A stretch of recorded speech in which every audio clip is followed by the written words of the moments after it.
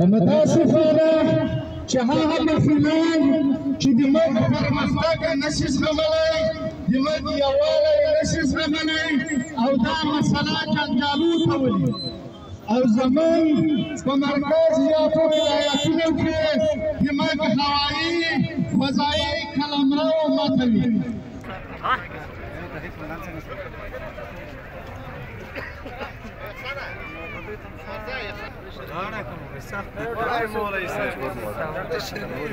پرمختګ د خلک وزغمي په موږ د بخل نه کوي د موږ سیاسي اړیکې چې څومره پراخېږي خلک د بخل نه کوي هېڅ